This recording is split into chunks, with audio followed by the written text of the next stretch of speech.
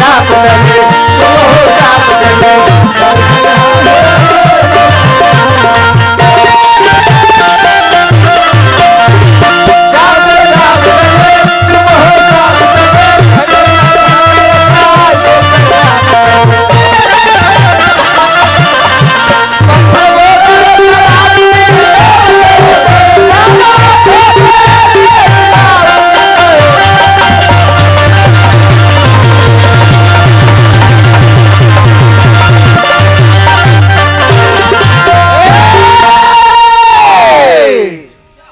तुम भी पैखाने जाना भूल जाओगे।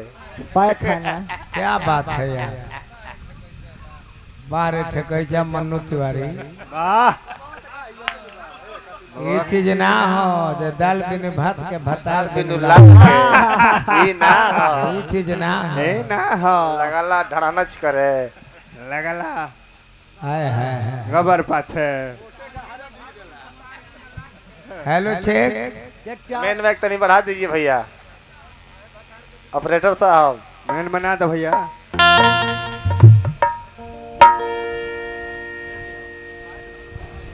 हेलो उठाई अच्छा तने कम उठे बता हमारा खातिर कोनो बात नहीं हम चिचिया के गा ले हां दियो तने अरे बाबू तोरा बोतल हो जी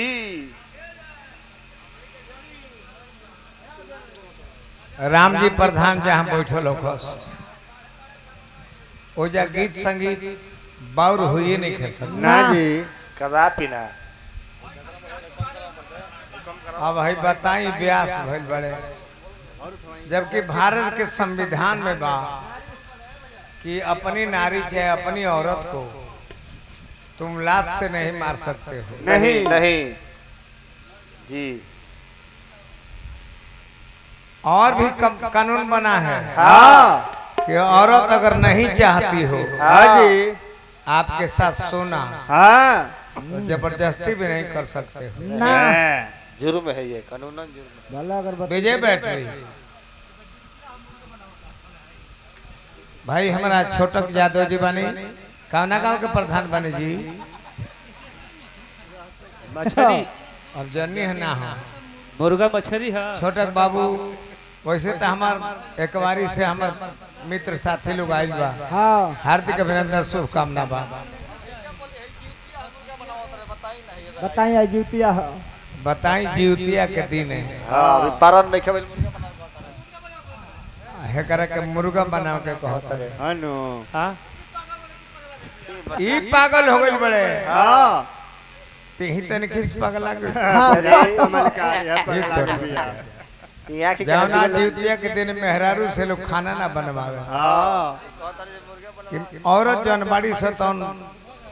अपना पुत्र के कामना खातिर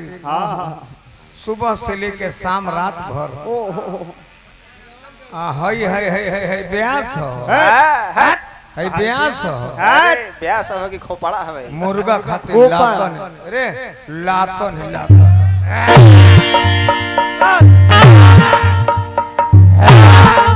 जोरे बुजरी जोरे पुजारी कैसना मरद संग चल गई अबो से छोड़ के आज है आजो हमारा दूसर चीज नहीं खे ना ना लिंगरिंग नहीं खे नहीं खे फिंगरिंग फिंगरिंग बा अंगुरिया के गिरा दे बिया बौराहिन के नहीं ते काहे उजा बड़े रे अरे जन मरद तोरा के लातन ही मारता मुर्गा बनावे खातिर हाँ भटकवा साख ले बड़े आओ हमर संग ते बड़े भाई बड़े तोरा मुकदमा दायर करे के चाहे हाँ उनकर सजाई हो जाएगी हाँ जी तो कोनो बातो नहीं खे एमे हमनी के का दिक्कत बा। हाँ ठीक बा हे जो खड़ा जो रहा था हे जे हो जाए कोनो दिक्कत बा। केहू हंसत केहू आर नाचो तो जोई है केहू हंसत आर रोमता जोई है केहू कूदत केहू नाची जग में ओ जग में